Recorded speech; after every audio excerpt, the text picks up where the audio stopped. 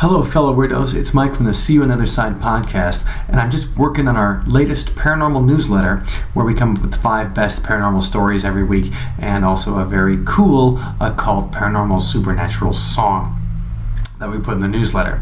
So this week I was looking through the New Republic and they did a book review of the new book by Annie Jacobsen, and that is Phenomenon: The Secret History of the U.S. Government's Investigations into Extrasensory Perception and Psychokinesis.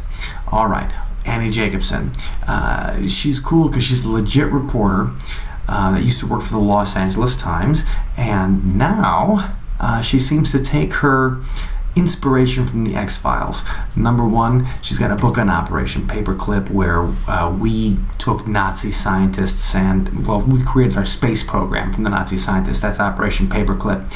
Number two, an Area 51 book that was very controversial because she's the one that came up with the story that Roswell was actually a Soviet psychological operation where they got, another Nazi scientist, Dr. Mengele, the Angel of Death, and they had him genetically mutate some people to make him a little smaller and crash into the New Mexican desert and then freak out the American people.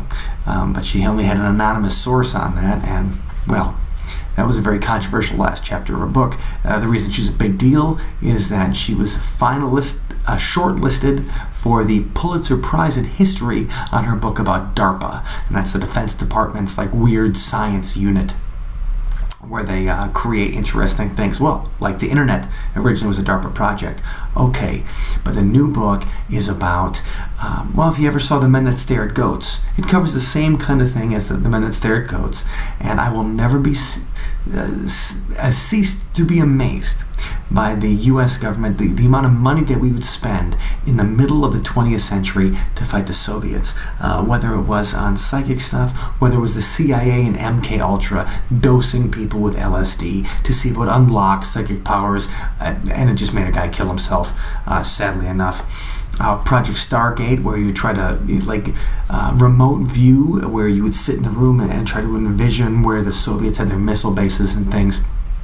They talk about Uri Geller in her book. They talk about Ingo Swann, famous 70s, early 80s kind of psychics. Even though, Uri Geller, he gets on Johnny Carson with James the Amazing Randy, and then he, the spoon won't bend. So unfortunately. But the thing is, Ed Dames is on Coast to Coast all the time. He talks about his remote viewing experience and his part of Project Stargate. But in 1988, he had a U.S. soldier kidnapped by Hezbollah, the Party of God. They're Middle Eastern terrorist, blah, blah, blah, bad guys. But they capture a U.S. guy. And the intel from Project Stargate and Ed Dames' team is all wrong. And they don't help save the guy at all. He's already dead, and it is a tragedy. But the thing is, 1995, the United States government kind of discontinues all this psychic research. But that doesn't change the fact that, for around 40 years, our tax dollars went to pay for psychic research. Makes you wonder what's not declassified yet that we don't know about. I hope it's psychic stuff, but this is kind of a pattern, and you can see it in your own life. Have you ever had kind of psychic experiences? And I had a couple of weird things happen to me, but doesn't seem like something that I can control. It's just when the weather is right. It's like picking up a station, like old terrestrial radio or TV stations. Sometimes you can pick up a Chicago station in St. Louis, or across Lake Michigan. When the weather is right, sometimes you can tune in. I'm the kind of guy that believes in psychic powers, totally. Not even a doubt that they exist. I know.